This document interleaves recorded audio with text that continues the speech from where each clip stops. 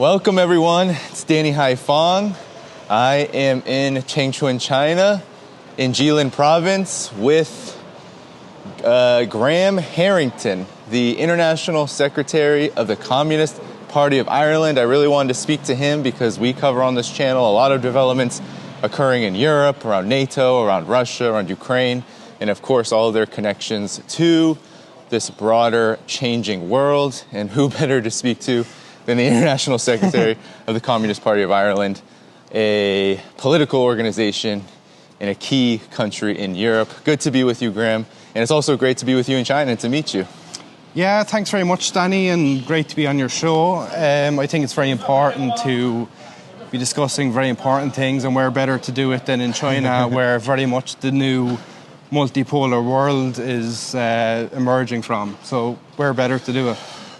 Exactly. So, Graham, maybe we can just begin with Ukraine. The United States looks poised to finally push through the Senate after getting a successful congressional vote on additional aid for Ukraine. Of course, this includes money to Israel, money to Taiwan in the escalating war with China. Now, I wanted to speak about Ukraine because Europe has been particularly impacted by this ongoing NATO war, proxy war on Russia.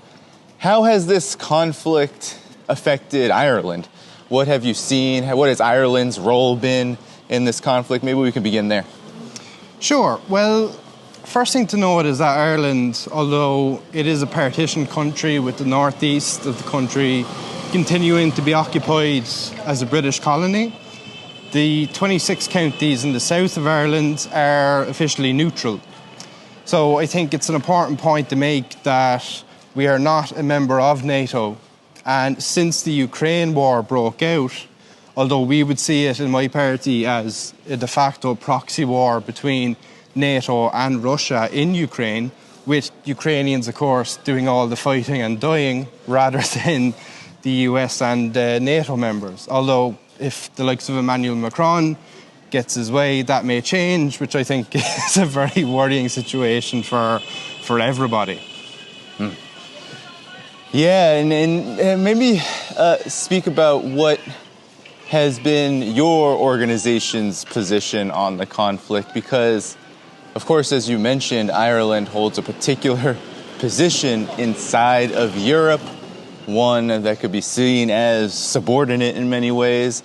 But at the same time, there has been this almost full throttle support by all of Europe, this immense pressure the United States has put onto Europe. And as you said, with this continuation of the conflict through this aid, it's the Ukrainians that have been dying, and they're about to die in many more numbers because all this money does is prolong the war against Russia, and is likely not going to change very much about the situation. So what has been your organization's take on Ireland's position?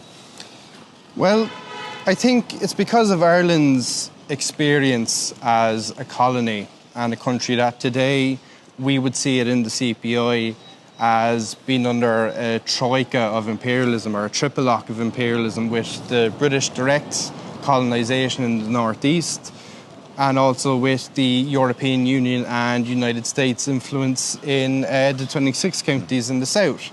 So, for example, you have the Irish state effectively acting as what we call in Ireland a gambeen class, which is an Irish word effectively as a middleman.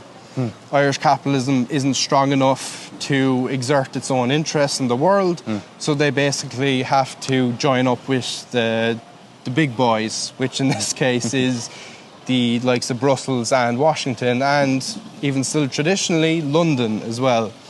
Now, I think since the Ukraine war has broken out, there's been a huge effort by the Irish ruling class to get us to mature and abandon our traditional neutrality, which was a position we've held since World War II, and to either become formally and officially a part of NATO, or at least to begin moves towards that. Now, what's very important to note is that the vast majority of ordinary Irish people are opposed to that. Irish people have a very good understanding of our own history, and we don't trust organisations like NATO. We don't trust the United States after what it's done, even in this century alone, in places like Iraq, its destabilisation of Libya and Syria, which has led to the huge refugee crisis, which has created a political crisis in Europe, including in Ireland most recently, which the extreme right have taken advantage of. So it's very much, to a large degree, a bread and butter question. Right. And I think Irish people, as I said, we know our own history. We don't like the idea of bigger colonial powers trying to tell us that we're the ones that need to go off and die in foreign countries for the sake of exploiting new lands and acquiring new resources and raw materials. Yeah, and maybe talk a bit about the impact on Ireland's economy. All the talk has been in the last several years since Ukraine broke out, since NATO launched this war. A lot of the talk has been Europe and its economy being further subordinated to the United States. We had Nord Stream, we've had Eurozone crisis. How has Ireland been affected by the very chaotic economic situation that has in part, maybe not in whole, but at least in part, been attributed to its role in this war on Russia? Well, much like other Western European states, there's been a huge increase in inflation and a lot of what they call a cost of living crisis. Now, we would slightly disagree with that terminology. We would put it as a cost of capitalism crisis. It's really only exposing or worsening at best or at worst what has actually been the case, which is that you have a system based on the pursuit of profit for an incredibly smaller and smaller number of people. The Irish economy faces a number of weaknesses in that it's a de facto tax haven for US multinational corporations. Just a few years ago, we had a very infamous case with Apple, when Apple were found to have been between 13 and 18 billion euro withheld in taxes from the Irish government. And the Irish government, in a bizarre take, decided to take the relevant EU authorities to court to guarantee their right to not take that tax money, which I think is ludicrous in a so-called independent country. But I think you can't divorce that economic situation from the drive to bring us closer and closer to the military axis, which is at the moment threatening Russia, but is also threatening the whole world. Yeah, indeed.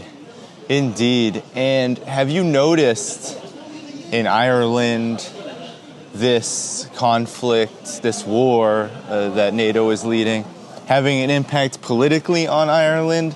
What has been the impact? Because I know, even just in my short travels in Europe, anti-Russia sentiment has definitely increased, and there has been a concerted campaign among the elites, as you said, among European elites in all countries that are participating, to cement this idea that Russia is an aggressor and that Russia needs to be contained. So has there been an impact there politically?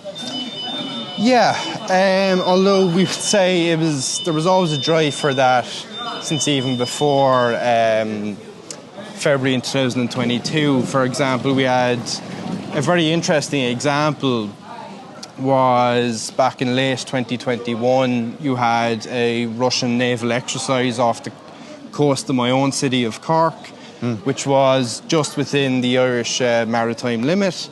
And there was a huge media campaign and a few government ministers which said, this is unacceptable. And a group of Irish fishermen declared their intent to protest.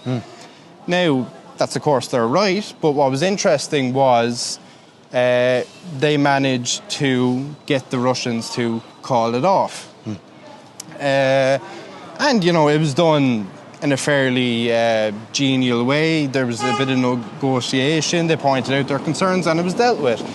Now, the media, including the likes of CNN, decided to come over and paint it as Irish fishermen stand up to Russian intervention or whatever. However, several months later, French naval ships did the exact same thing. The same fishermen went out, protested again, and the French took their lead and relocated the exercises. But of course, you never saw the likes of CNN descending on them to talk about French interference.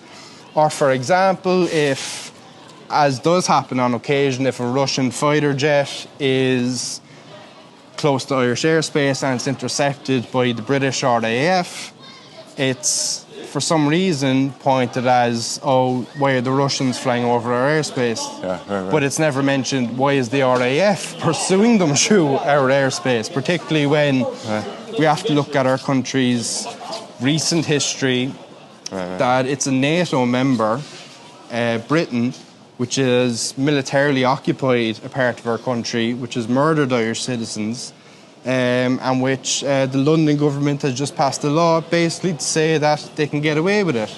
So that wasn't done by Russia. Whether people agree with Russia and Ukraine or not, I don't think that's the important thing, but I think it's a very clear case that Russia is being used as a boogeyman. You know, Putin is literally turned into some type of James Bond villain, and it doesn't look into the actual realities of what happened in Ukraine, the expansion of NATO into Eastern Europe and so on.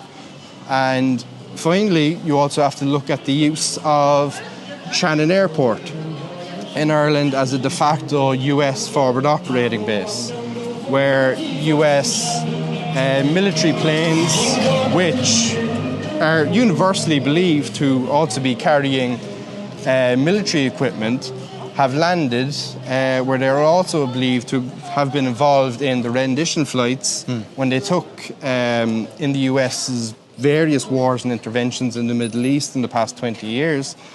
And they took prisoners over to the likes of Guantanamo. And it's basically now known that they would have had to have stopped over in Ireland, which is a clear breach of Irish neutrality. It isn't something any Irish person would accept. But yet, because of the US and other Western states' economic leverage over Ireland, it's effectively ceding our neutrality. And to a degree, even indirectly, making us a participant in what's going on in the world, which I think is very worrying. Yes, indeed. I mean, those are all very important insights. Well, let's move to Palestine and what's happening in West Asia. Before we do, I'll do just a quick little circle with you, the background, Graham, because this is just the street we are walking down in. We're in Jilin province, we're in Chengchuan, and this is actually our last day here, and we'll definitely be getting to China in a minute in our experiences. But first, Graham, you spoke about Ireland, you spoke about its situation, its history, its role, its neutrality historically. Now we have just an escalating situation in West Asia. While we've been here in China, there have been both an Iranian strike on Israel in response to the bombing of the Iranian embassy in Syria earlier in April. Then there was the very strange Israeli response to this, which still, I think, has many people debating what exactly happened there. But nonetheless, the situation is that there's a genocide happening in Gaza and there's a regional war brewing. From an Irish perspective, and of course your perspective in the Communist Party of Ireland, how do you see what's going on here? Well, Irish people have always had a great sympathy for anyone who is undergoing colonisation.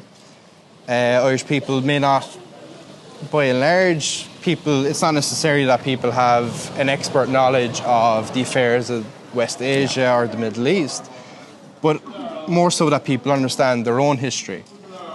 We always find that when we try and explain the situation in Palestine, what the Zionists are doing, people look at it and say, oh, it's like what the English did to us, you know? And I think that that very much flies in the face of not just the education system and everything, but also the position the Irish ruling class is put in. They don't necessarily, and I think, you know, some Irish politicians have made good rhetorical statements criticising Israel, but we do have to be clear that if the Irish government had their way, they wouldn't say anything at all. That's a position they've been pushed into by popular pressure, by popular protest and mobilisation in Ireland itself. We would still like the Irish government to do a lot more, for example, to pass the Occupied Territories Bill, to reduce and, better yet, cut all diplomatic and economic ties with the Zionist state. Personally, I think we'll be a while waiting for that. But the fact that it's even been tabled at all, and the fact that across the whole country you will find people actively boycotting private businesses which are collaborating with the Israeli genocide of Palestinians, the fact that you have every week huge protests ongoing, the fact that you have people every day educating themselves about the situation, I think that that's a very powerful thing. And I also wouldn't dismiss the statements of even Israeli government ministers and Israeli government spokespeople who have said, you know, leave the Palestinians, go to Ireland. I think they understand it as well, but from obviously the different side. I think to give an historical background, when the British military sent its infamous black and tan terror units, which devastated Ireland, which murdered countless Irish civilians, tortured them and so on because they dared resist and stand up to imperialism, as soon as their job was done in Ireland, Winston Churchill redeployed them to occupied Palestine. So I think there's a very direct and a very clear connection there between the Irish people and the Palestinian people.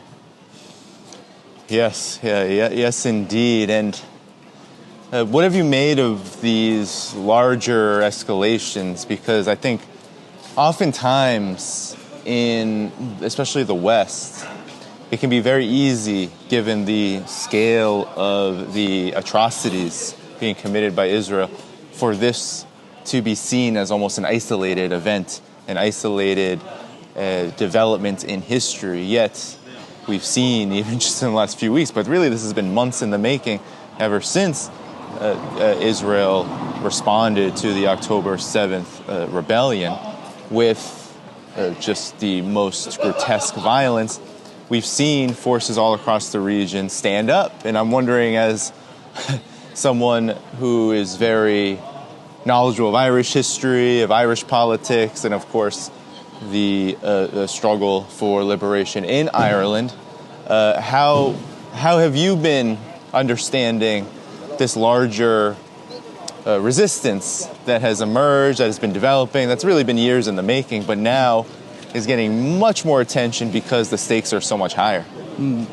Well, I think by and large it's a case of you reap what you sow. And it's not so much a case of agreeing with every action taken or all of the tactics deployed, but it is a case of understanding that it's an inevitability. That by and large throughout history, in any country that suffers oppression, people are going to hit back. They might not hit back in the ways that people want them to, or that might be strategically the best way possible, but as I said, it's an inevitability. And we do need to be clear that imperialism doesn't have friends, it only has interests. And the United States and its allies would have no issue with Israel being their attack dog in West Asia. So I would put it, I wouldn't even dismiss the possibility that the United States would be very content just as Ukraine, with Israelis doing the fighting and dying, if it meant that there was a huge increase in the profit margins of US military companies. And I think, by and large, some might say that's cynical. I would say it's only reality. If you look at these companies like Raytheon, Lockheed Martin, and so on, again, they're not necessarily interested in the people of the region.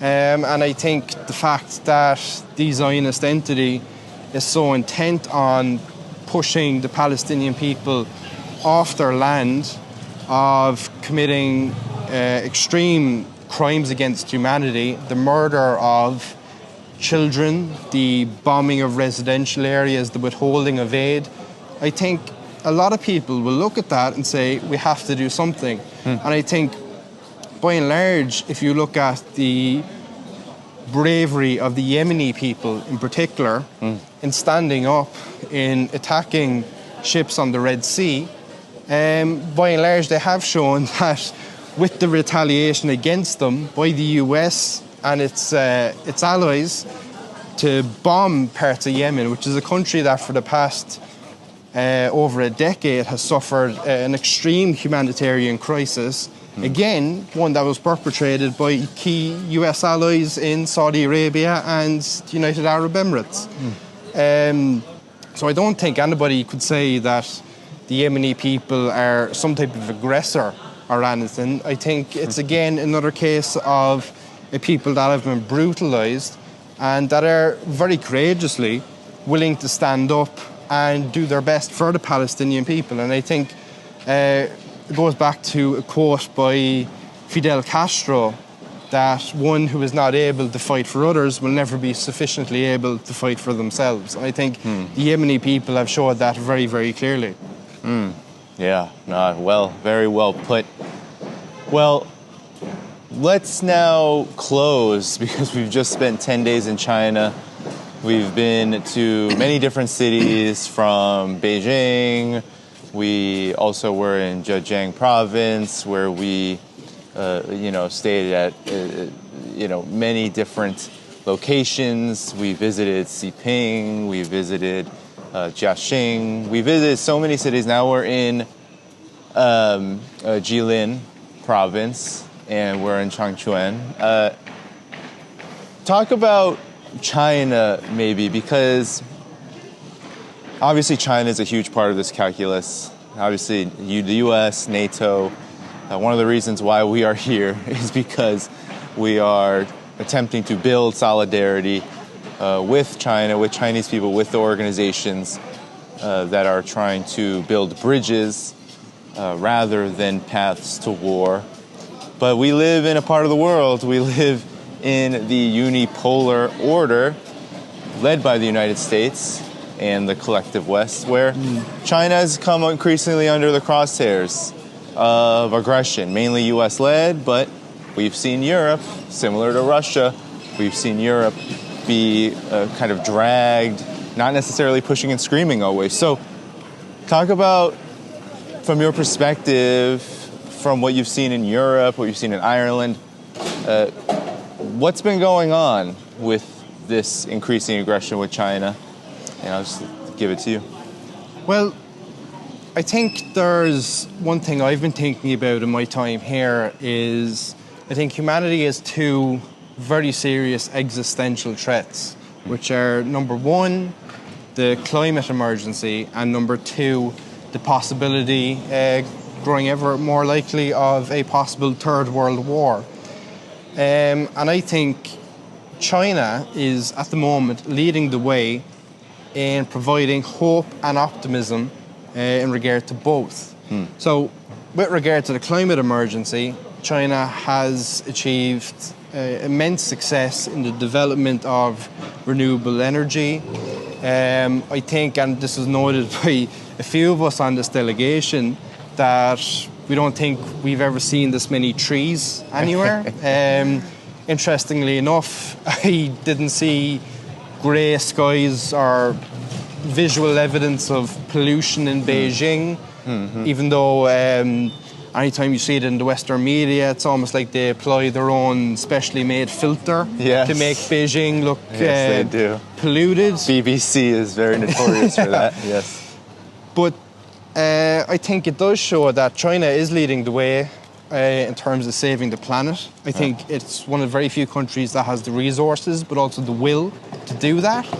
I think that we can't discount the contribution of war to the destruction of the environment, as is been proven by several studies. The US military is the world's most polluting institution. And that's to say nothing about all the lives taken, the lives destroyed, but also to look at it as to how it affects humanity collectively.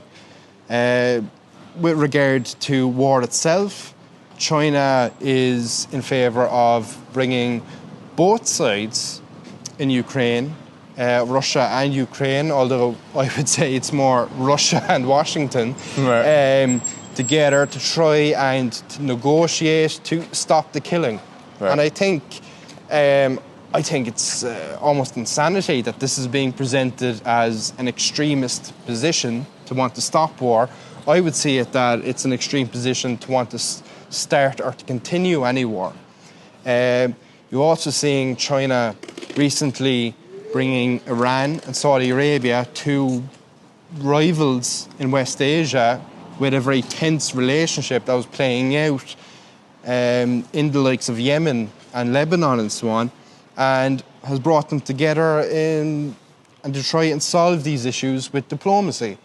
You also have to look at, again, you mentioned earlier about the US Congress decision to spend millions upon, or billions upon billions of dollars to send military aid to Ukraine, Taiwan and Israel. Now, personally, I would say I can't understand why they're not spending that money on upgrading their health and housing and infrastructure, but even still, I think that this is incredibly dangerous for everyone.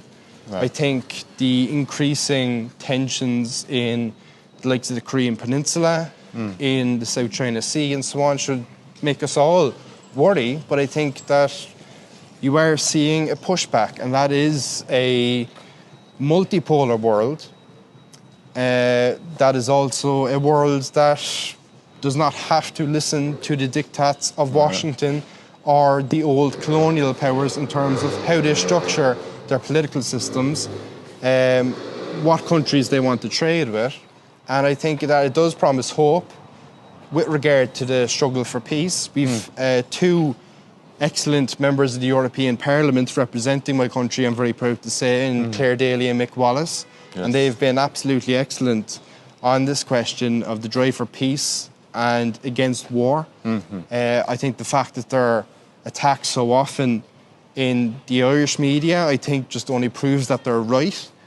And I think, once again, we can look at what the likes of China is doing, along with the eradication of extreme poverty. In my own country, we have a very serious housing crisis, leading to massive levels of emigration from the country, people being evicted, people not being able to afford their rents, their mortgage, the absolute crippling effects of capitalism and of imperialism. So I think China does offer a way forward. Yeah, and one of the biggest diplomatic moments over the last year or so was when Chinese President Xi Jinping visited Vladimir Putin in Moscow, and on his way to the motorcade, very intentionally declared that Russia and China were leading changes that have been unseen in a century.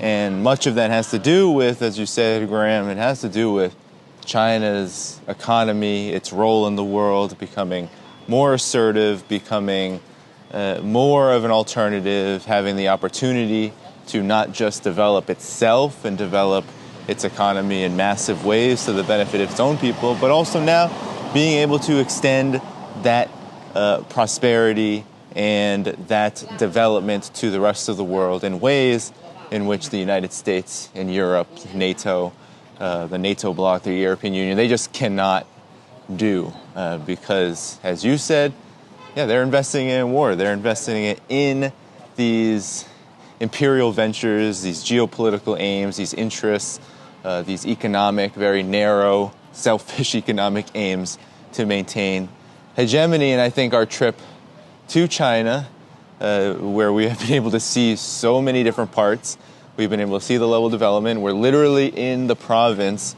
where a good number of these electric vehicles are produced, a good number of the high-speed rails are designed and produced, and where there's satellite technology, space technology being produced here, and they are very quick to remind us of all of this because, unlike what the media headlines say, China is actually in a much better place, a more confident place. It does not have to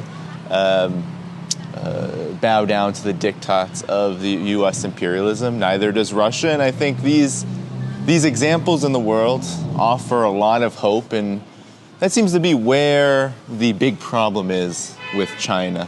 Any final words before we head out today, Graham? One thing I would notice is I think it's gone 10 p.m. here and we're walking around. There's other people going about their business and something I've noticed in other Chinese cities is that it's perfectly safe. I've also noticed I've been looking for it, still haven't found any. I've been looking for homeless people, still haven't found any. This would be the place too. I mean, where we are walking, it's very quiet. Businesses are closing up. There really is no, if you can look around, there really is no incentive for people not to try to hide out here. It's nice weather.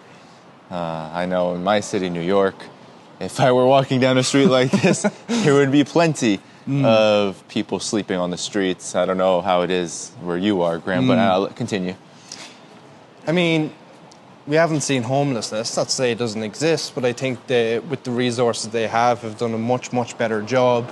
And it does show that when you have the political will to represent the interests of the people, as the Chinese love saying, their mission is to serve the people. You can have people walk at the streets at night, feel perfectly safe. You don't have, like other countries in the region, like in all continents of the world, people sleeping out in the streets. You don't have a huge drug and addiction crisis. You don't have an exploitative sex industry like you do in other capitalist Asian countries. So, and I think what's most important about all that is the dignity it gives people. And if socialism is nothing else, if it's about dignity, then I think there's a great case to be made for it here in China. Great. Yes, indeed, indeed. Well, it was really good having you on, Graham. I look forward to keeping in touch. It was wonderful to be here with you in China. For all of you who are watching this video, be sure to support the channel, the video description below. And we'll talk again soon. Thanks so much. Thanks, Danny. All right. Bye-bye. Thank you for tuning in to my latest video. I appreciate all of your support. This channel, however, needs your help.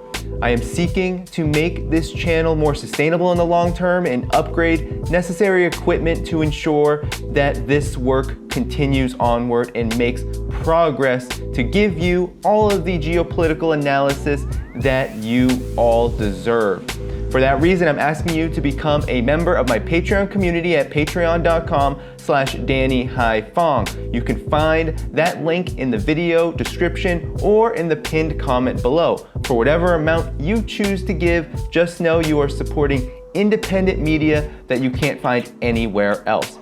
Thank you so much, and I look forward to the next video.